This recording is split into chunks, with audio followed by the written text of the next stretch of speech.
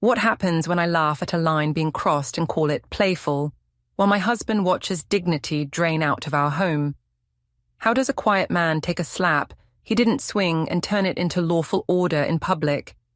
Can I still call it a joke when the only punchline is a server saying my full name? Before we dive deeper into this story, I have one small request. Please subscribe, drop a like, comment, and hit that hype button to boost this channel so more people can discover these incredible stories. I'm Evadne Mirek, and I swear it was nothing serious. Jasper just slapped me on the hip at the party. Everyone laughed, and I laughed too. It wasn't romantic, it wasn't cruel, it was playful, the kind of thing you brush off in a crowd. But when I turned and saw my husband standing by the doorway, his face pale, his drink still in his hand, I realized laughter can sound a lot like betrayal. Later, I told him to calm down. I said it was harmless, that Jasper had always been like that he shouldn't make a scene over something so small. He didn't shout, he didn't even argue. He just stared at me for a long time and said he was disappointed. I said he was dramatic. Now I can't stop replaying it, the moment my giggle turned the room against him, when people started whispering that he was uptight. He stopped coming to gatherings after that. He started locking drawers, muting calls, labeling folders. I thought he was sulking, but I think now he was preparing. Because one day soon, he won't just walk out quietly. He'll close the door on me and everything we built properly, like he always does. The party had been loud enough to drown any sense of reason. It was one of those gatherings where people drank just to feel like they were still young, even though most of us had bills, back pain, and quiet regrets. Jasper, my husband's best friend since college, was the kind of man who could fill a room with noise. He always teased everyone, made big gestures, told stories that stretched truth thin enough to see through. I never took him seriously. When he slapped me playfully, it wasn't hard, just loud enough to make everyone turn. I laughed. It was automatic, something to smooth over the awkwardness. But the laughter stayed too long, even after the music dipped. I saw Caleb across the room, holding his drink. His jaw moved like he was grinding down words he'd never say. I should have gone to him, should have explained, but I didn't. I told myself it was his fault for being too serious. I told myself a confident woman shouldn't apologize for fun. When we got home, the silence was so thick it made me feel small. Caleb hung his jacket with that deliberate care he had, the kind that made me want to break something just to see him react. He didn't look at me. I asked if he was really mad about a joke. He said it wasn't a joke. I said it was harmless. He said quietly, "You laughed when someone crossed a line." I rolled my eyes and called him dramatic. He didn't answer. He just went to the kitchen, made himself tea, and set 2 mugs on the counter, one near him, one near the edge, closer to me. He didn't pour mine. He just left it there. That night, I scrolled through photos from the party.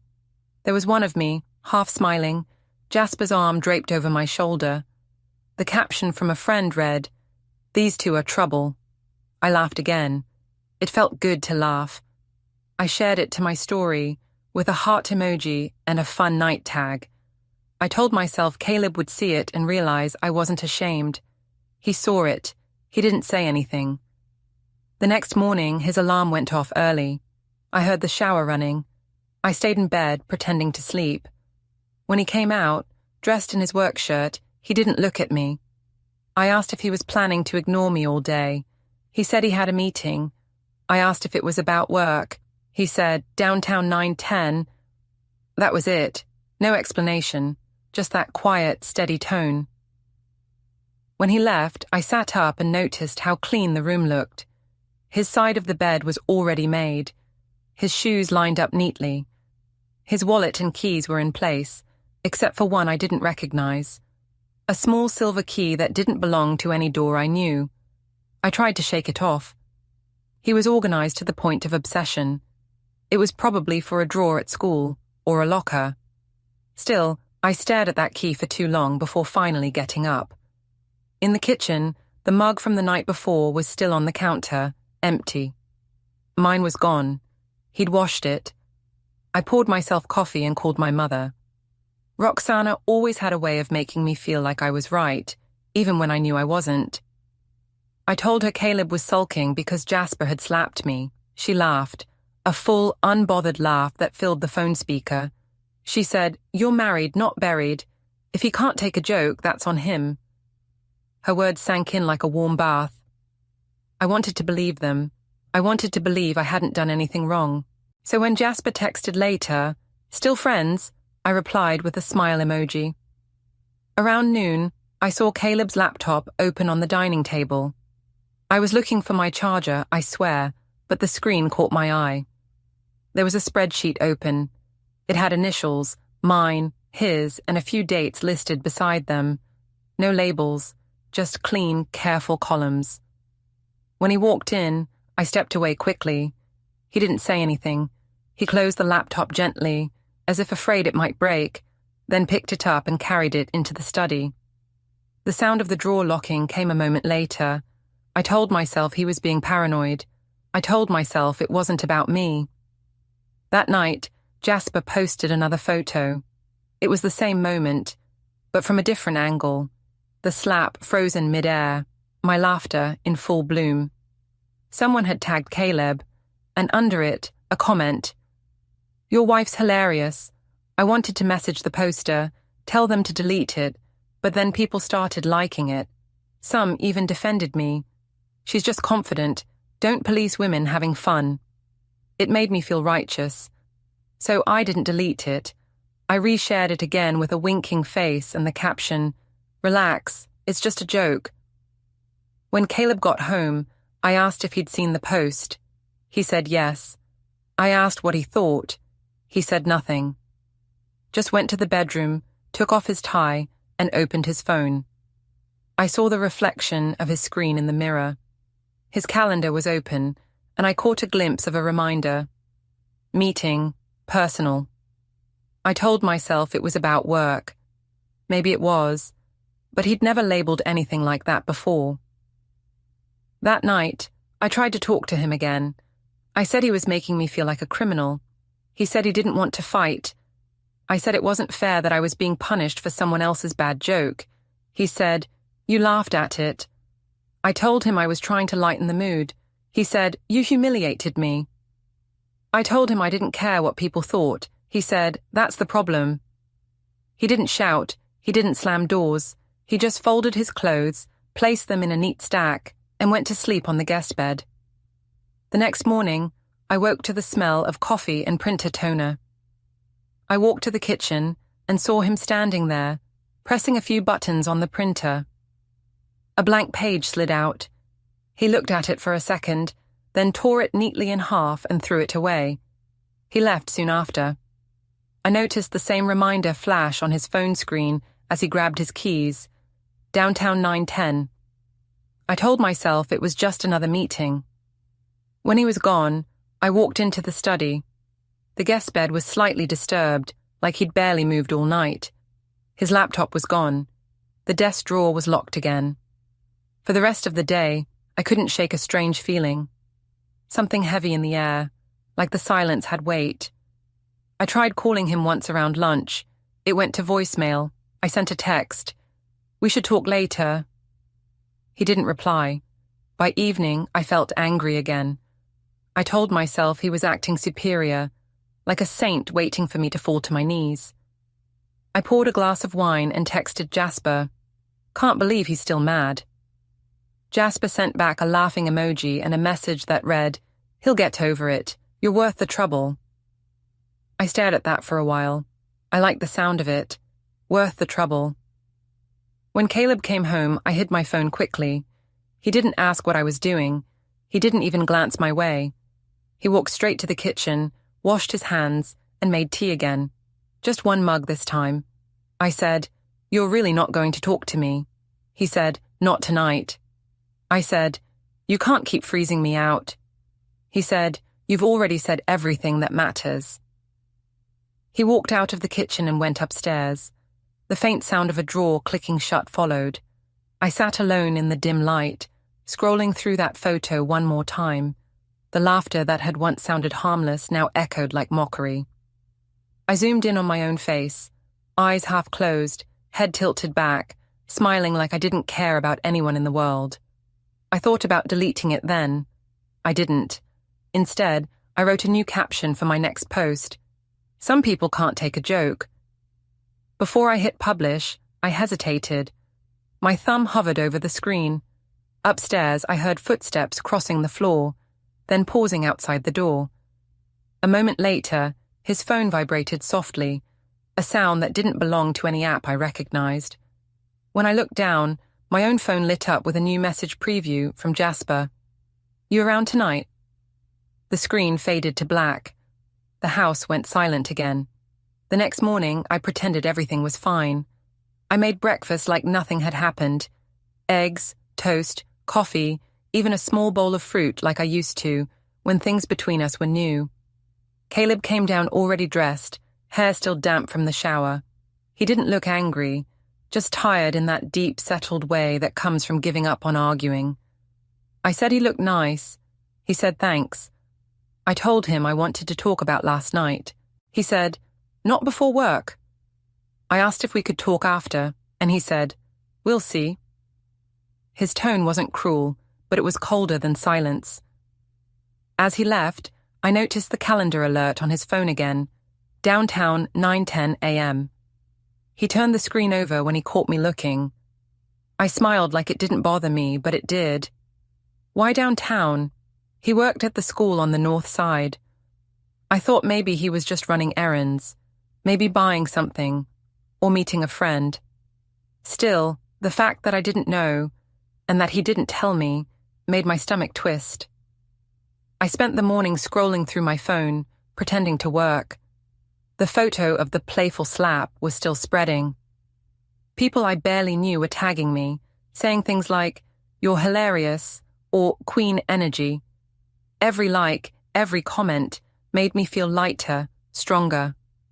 Around noon, my manager, Harold, walked over to my desk. He was holding a tablet. He said he wanted a quick word. I followed him to the small HR glass room, the one that felt more like a fish tank than an office.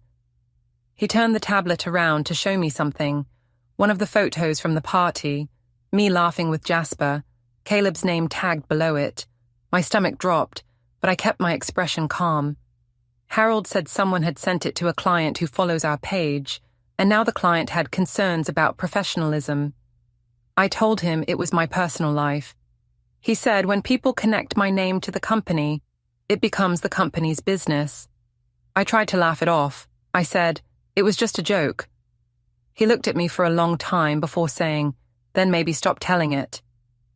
When I got back to my desk, my phone buzzed. A message from Jasper. "Didn't mean to cause drama. Hope he's not too mad." I replied, "He's being ridiculous." Jasper sent back, "Always said he was too stiff. Maybe he needs to loosen up." I didn't answer, but I smiled. That afternoon, Caleb sent a short message. "Won't be home for dinner." No explanation, no heart emoji like before.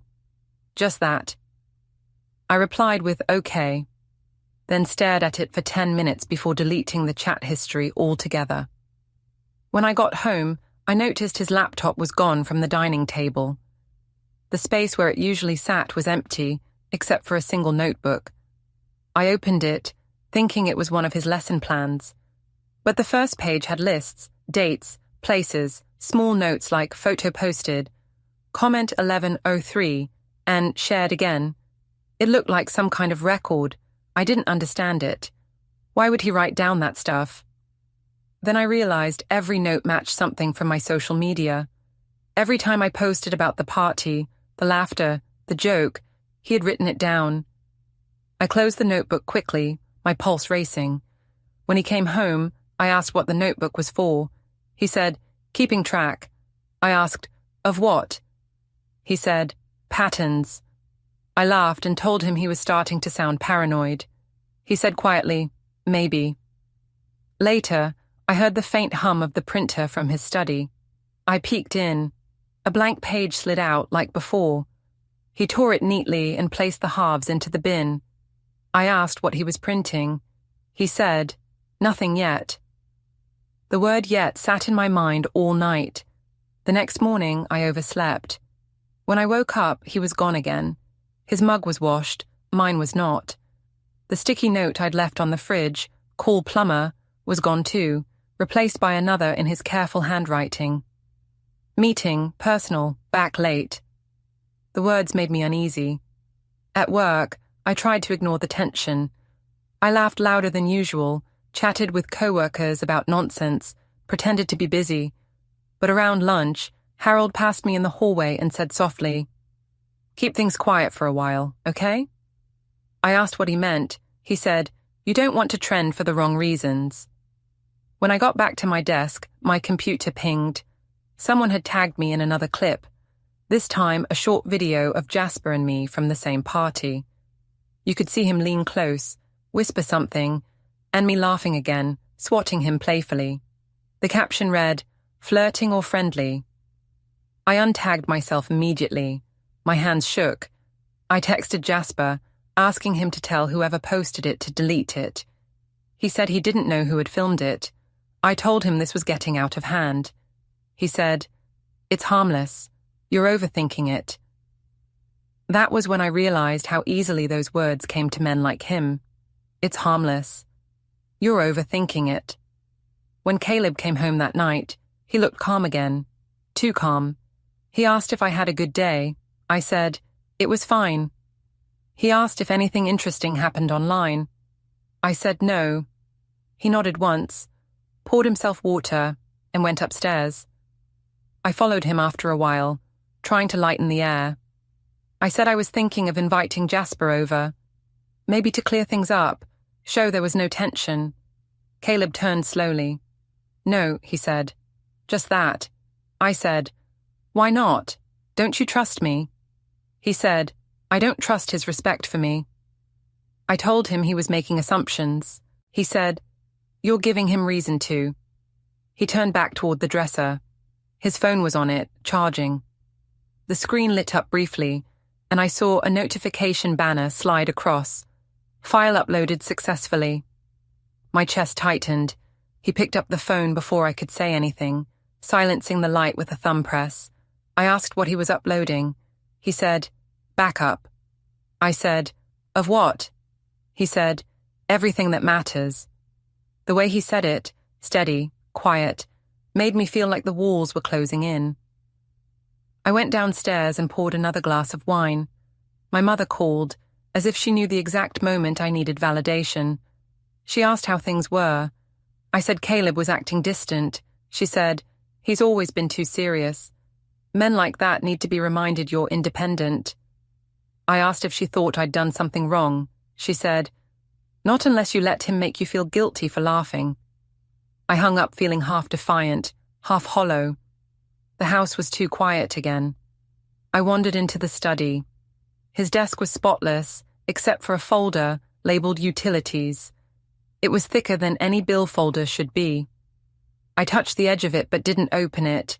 I could hear him upstairs moving around, slow and deliberate. I sat there staring at that folder until my phone buzzed. A new message from Jasper.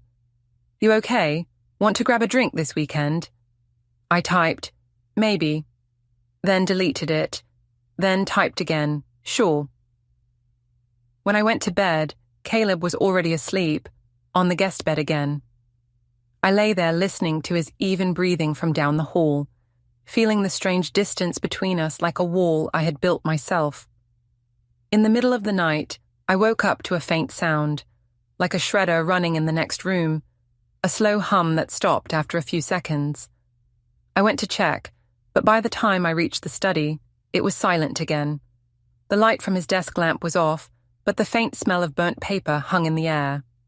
The next morning, I found his mug again, washed, dried, in its usual spot. Mine was still in the sink. He came downstairs, dressed neatly, briefcase in hand. I asked if we were okay. He said, "I'm handling it." I asked, "Handling what?" He said, "Properly." Then he left. I stood there for a while, coffee cooling in my hands, wondering what properly really meant. I tried to convince myself that everything still had a chance to calm down. I told my friends Caleb was just sensitive, that he always took things too seriously, and that he'd come around eventually. They laughed, said all men were like that. One of them joked that he was probably scared to lose me. I liked the sound of that. It made me feel powerful again. That night, there was a small get-together at Jasper's place. Just a few friends, drinks, music. I almost didn't go, but staying home meant sitting in silence with Caleb, and I couldn't stand that. So I told him I had a team dinner. He said, without looking up from his phone, "Enjoy." I waited for him to ask questions. He didn't. At Jasper's, everything felt loose and easy. People were laughing. The music was loud, the air thick with that kind of careless energy that makes you forget consequences. Jasper poured me a drink and said he was glad I came. I said, "Of course," and smiled too wide. He said he'd never seen me so quiet lately, asked if Caleb was still doing the cold routine. I told him Caleb was acting like the victim. He laughed and said, "That's what happens when you marry the serious ones." The more I drank, the lighter I felt. Someone suggested taking photos for old time's sake. I leaned in beside Jasper, smiled, lifted my glass. When he put his arm around me, I didn't stop him. Cameras flashed. Someone shouted, "Say forbidden friendship," and we laughed until it hurt. Half an hour later, my phone buzzed. A group chat notification. Someone had posted the photos already. I scrolled through them. There I was, Jasper's arm around my waist, my face tilted up toward him, smiling like the world was fine. I hesitated. I could untag myself, stay quiet, but instead, I liked the photo. Then, without thinking, I reshared it with a caption. "When loyalty's boring, humor helps." The comments came fast. Some thought it was hilarious. A few said, "Yikes, poor husband." I ignored those. I wanted to believe Caleb wouldn't even see it. When I got home, the lights were still on in the living room. Caleb was sitting on the couch, a book open but unread in his lap. I froze in the doorway. He looked up slowly. I said, "You're still up." He said, "Couldn't sleep." I tried to sound casual. I asked how his day was. He said, "Interesting." Then he asked, "How was your team dinner?" The question made my throat tighten. I said, "Fine." He nodded, turned the page in his book, then said, "Jasper's parties always look lively." It felt like a slap. I tried to laugh, said, "You're checking my socials now." He said, "I didn't have to." I said, "It's a photo, not a crime." He said, "No, but it's proof." I said, "Of what?" He said, "That you'd rather humiliate me than admit you're wrong." I told him he was twisting things, that I couldn't even have fun without being accused of something. He said nothing, just closed his book and walked past me to the guest room.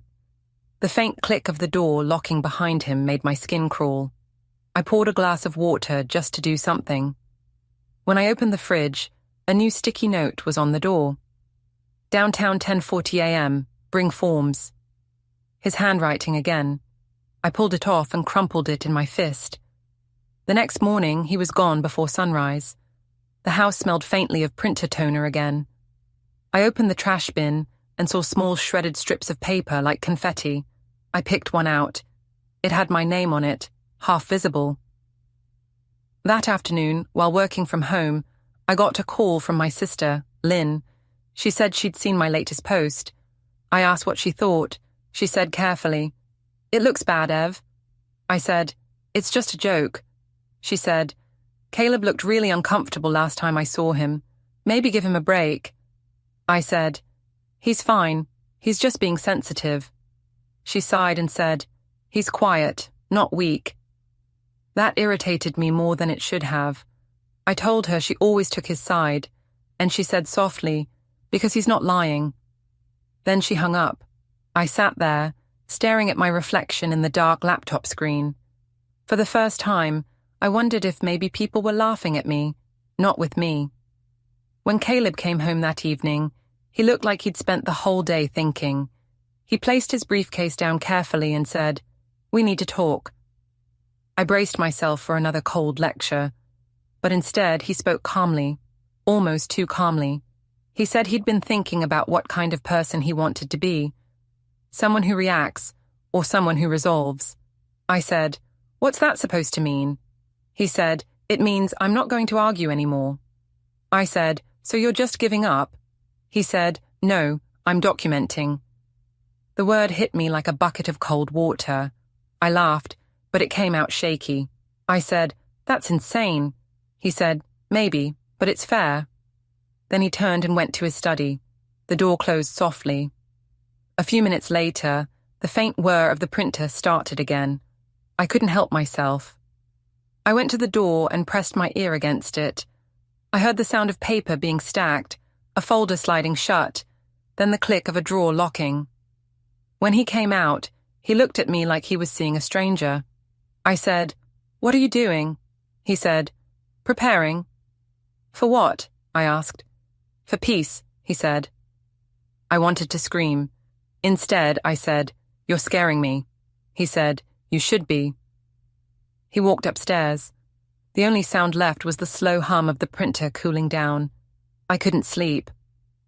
I sat on the couch, scrolling through my phone again, rereading every comment on that photo. Most had stopped being funny. Some were gone, deleted by users who probably realized it was getting messy. But one new comment stood out, from someone anonymous. "Wait until he gets proof."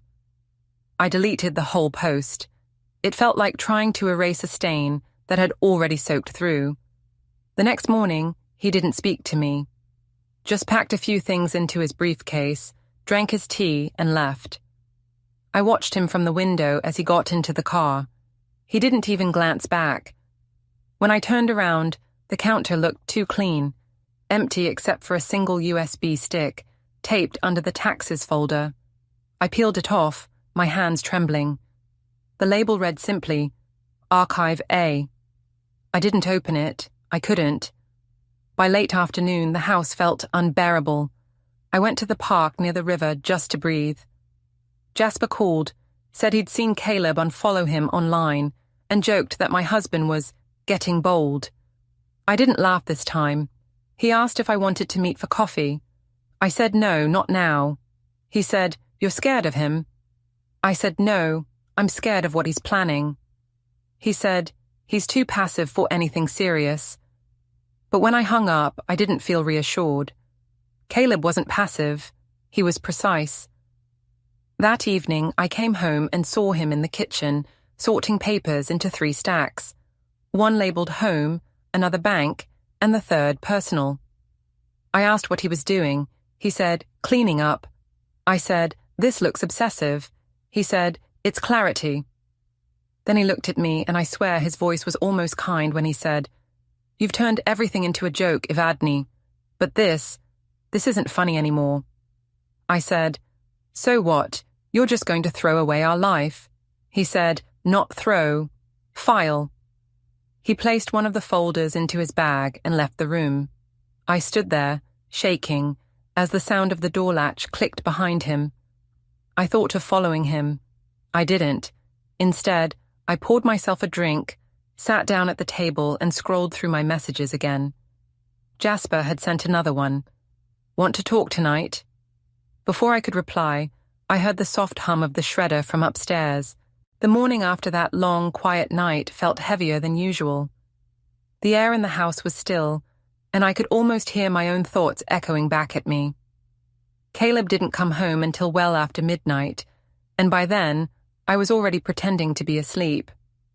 When I heard his footsteps on the stairs, they didn't hesitate or pause, just straight to the guest room, door closed, light off. I told myself I didn't care. I even said it out loud while brushing my teeth, as if hearing it made it more believable. But I did care. His calmness was worse than shouting. It felt like he was erasing me bit by bit, and I couldn't stand the idea of being invisible. The next day was Sunday, family lunch day, something his mother insisted on since we got married.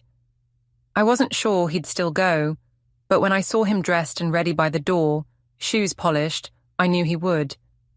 He asked if I was coming. I hesitated, then said yes. On the drive to his parents' house, he said almost nothing. He didn't play music, didn't look at me, didn't even sigh. Just silence. I tried to break it by saying that Jasper had been asking how he was doing. He said, he doesn't need to. When we arrived, his mother, Eleanor, greeted us warmly, pretending not to notice the tension. She hugged me longer than usual. His father, Richard, nodded politely, but his eyes flicked toward Caleb like he wanted answers he already knew. Lunch started as it always did. Polite conversation, clinking cutlery, Eleanor's soft questions about work and health. But halfway through, Richard asked, "Is everything all right between you two?" I froze. Caleb set his fork down carefully and said, "We're figuring things out." I tried to smile. "It's nothing serious," I said quickly, "just a misunderstanding." Richard looked at me for a long time. "I saw something online," he said quietly. "A photo." My chest tightened. "Oh, that? It was a joke." He didn't look convinced. It didn't look like one. Caleb didn't speak. He just looked at his plate. That silence was worse than anything he could have said. Eleanor tried to soften the tension, saying, "People post things they don't mean sometimes." But her voice trembled a little. I tried to laugh it off. "Exactly. Everyone takes things too seriously these days." But then, out of nowhere, his younger sister Lydia said, "Maybe don't laugh at things that embarrass your husband." It hit me like a slap. The whole table went quiet. I said, "Excuse me." She looked straight at me. "You made a fool of him. Everyone saw it." "Lydia," Eleanor warned gently. But Caleb didn't stop her. He didn't say a word in my defense. I turned to him, waiting for him to say something, anything. But he just sat there, his hands folded neatly, eyes lowered. So I snapped. I said Lydia was young and dramatic, that she didn't understand relationships. I said Caleb knew it was just fun. He looked up then, his gaze steady. "Do I?" he asked. The table went dead silent. I stood up, said I needed air, and walked out into the backyard. The autumn air was cool against my flushed face. I paced for a few minutes, trying to swallow the lump in my throat. I told myself I didn't deserve to be ganged up on. I told myself they were all overreacting. After a while, Caleb came out, hands in his pockets. He stood a few feet away. I said, "You just let them talk to me like that." He said, "They said what I couldn't." I turned on him. "You're enjoying this, aren't you? Playing the silent victim while everyone feels sorry for you." He said, "No, I'm just done explaining why respect matters." I laughed bitterly. "Respect? You're turning this into a moral lesson because of a photo." He said, "It's not just a photo, it's the way you laughed. Like I was the joke." For a moment, I had nothing to say. Then I said, "Maybe if you weren't so cold, people wouldn't assume we were unhappy." He didn't reply. He just nodded once, like he'd expected that answer all along. When we went back inside, Eleanor avoided my eyes. Lydia wouldn't even look at me. Richard said he had something to show Caleb in the garage. As they left, Eleanor touched my shoulder softly and said, "Don't let pride ruin something good." I wanted to tell her it wasn't pride. It was exhaustion. But deep down, I knew it was pride. When we got home, Caleb went straight to his study. I heard the faint click of his drawer locking again.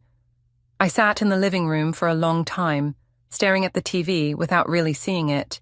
My phone buzzed. It was Jasper again. "Rough day, want to vent?" I didn't answer, but a few minutes later, he sent another. "You deserve better, you know. He's lucky you even stayed." I typed back, not helping. Then deleted it before hitting send. That night, I went upstairs and stood in the doorway of his study. He was at his desk typing something slowly. I said, "You're shutting me out." He said, "No, I'm separating things." "Separating what?" I asked. "Work from home, emotion from reaction." Past from future. The calmness in his voice terrified me more than anger ever could. I said, "Are you planning something?" He said, "I'm finalizing something." I stepped closer. "You're not being fair. You're supposed to talk to me." He looked up then, eyes dark but steady. "I did. You called it drama." He shut his laptop gently. I noticed a USB plugged into the side, labeled Archive B. I asked what that was. He said, "Backups." I laughed nervously. "You're being ridiculous." He said, "Maybe, but it's necessary." He stood, walked past me and paused at the door. "You keep laughing, Evadne, but the punchline's getting close." I followed him into the hall. "Is that a threat?" He said, "No, it's a reminder." Then he walked downstairs, the sound of his footsteps fading into the dark. The next morning, I noticed small things missing. His watch from the dresser, a framed photo from our trip to Santorini, one of his jackets. Not gone entirely, just not there. I asked if he was moving out. He said, "Not yet." I asked what yet meant. He said, "It means I'm planning properly." Then he left, calm as ever. I stood there, shaking, surrounded by half-emptiness. I opened his study again. The desk was cleaner than usual, except for one small note under the lamp. "Downtown 11:30 a.m. Bring statements." I stared at it for a long time before tearing it in half. That evening, Lynn called again. She said she'd seen Dad's expression at lunch, and she didn't want things to get worse. I told her to mind her own business. She said softly, "He's making copies of everything. You know that, right?" I froze. "How would you know?" She said, "Because Richard mentioned he asked about safe storage options." I felt the ground shift beneath me. I told her Caleb was just being dramatic. She said, "You can tell yourself that, but he's not doing this for attention." I hung up. When Caleb came home, I was waiting in the living room. I told him we needed to fix this. He said, "You can't fix what you mock." I said, "I didn't cheat." He said, "You humiliated me." I said, "Same thing to you. You make me feel small every day." He said, "No. You made yourself smaller when you decided your ego mattered more than respect." He started walking toward the study again. I called after him, "You can't end a marriage like this." He stopped at the doorway and turned. "I'm not ending it tonight." "Then when?" I asked. "When I can do it properly," he said. He closed the door. Upstairs, I heard the faint hum of his printer again, steady, rhythmic, like a machine recording the sound of finality. I didn't answer my niece's question. Caleb was on the video call too, standing behind her, his expression unreadable. He didn't speak, didn't correct her, didn't comfort me with a joke like he might have before. He just said, "We're fine," in that calm, neutral voice that now felt colder than winter. When the call ended, he didn't look at me. He just set his phone on the counter and went upstairs. That night, I stared at the ceiling, wondering when silence became the language we spoke best. Every sound in the house felt exaggerated, the refrigerator hum, the occasional creak of the floorboards, the faint turning of his pages from the guest room. I tried to convince myself this was temporary, that marriages hit walls and then got better. But something about Caleb's stillness made me realize the wall wasn't between us anymore. It was around me. In the morning, I noticed he'd moved some files from his desk into the car. When I asked, he said he was organizing. His tone was mild, polite, and final. There was a folder labeled Household in the passenger seat. I asked what was in it. He said, "Essentials." I said, "You're acting like you're leaving." He said, "No, I'm preparing." I laughed, but it came out shaky. "You can't prepare for everything." He looked at me for a moment. "You'd be surprised." He drove away without another word. For the first time, I felt something sharp, panic, the kind that doesn't show on your face but burns through your chest. I called Lynn, hoping she'd tell me I was overreacting. She didn't. She said, "He's serious, Evadne. He's too calm not to be." I asked what that meant. She said, "When a man stops shouting, it means he's already decided." I hung up on her. The rest of the day, I kept checking my phone for a message from him. None came. Around noon, Jasper texted again. Still alive? Want to grab a drink tonight? I typed, maybe, then deleted it, then retyped, sure. But when I pressed send, guilt hit me immediately. I didn't even like Jasper that much. I just didn't want to feel unwanted. That night, I met him at a bar near the riverside. The lights were dim, the music loud enough to blur thought. He greeted me with his usual grin, too confident, too easy. He said, "You look tired." And I said, "You look nosy." We laughed, but it felt forced. After a few drinks, he leaned closer. "You know, you don't owe that guy anything. He's lucky you stayed this long." I said, "You don't know him." He said, "I know the type. The quiet ones think they're noble, but they're just passive." Something about that made me angry. "He's not passive," I said. Jasper shrugged. "Then why hasn't he fought for you?"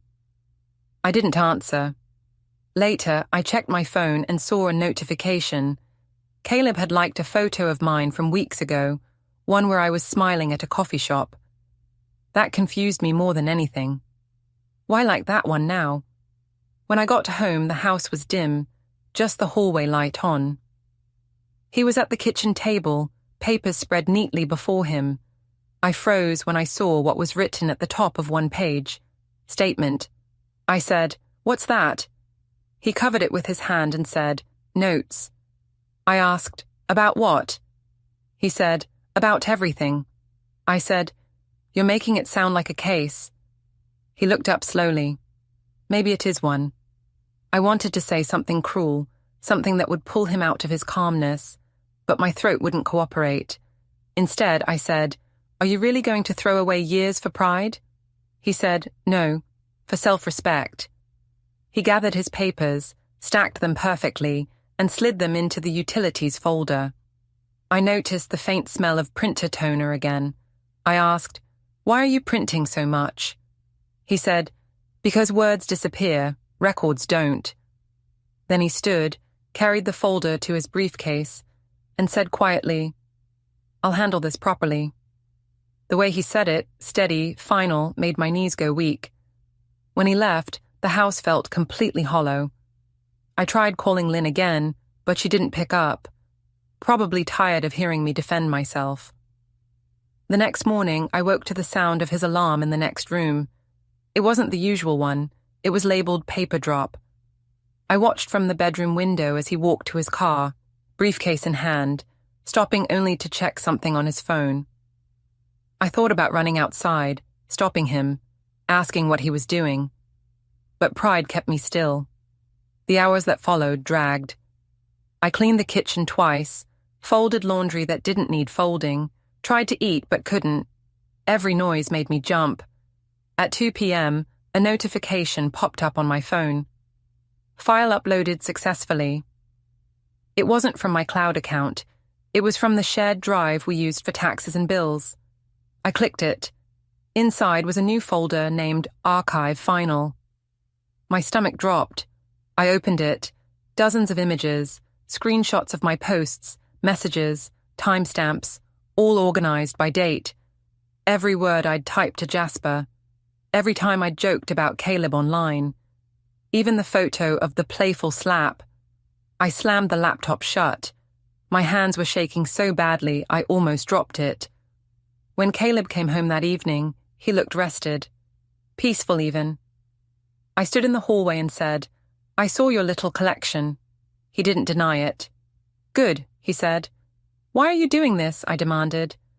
He looked at me for a long moment. "Because when people rewrite history, they forget someone was still living it." I said, "You're trying to make me look like a villain." He said, "You don't need my help for that." I wanted to scream, but instead I whispered, "You're cruel." He said, "No, I'm careful." He walked past me, heading upstairs. I followed him, shouting that he was making a mistake, that no one would believe him, that he was twisting everything. He stopped at the top of the stairs and turned. "You've already done that part yourself."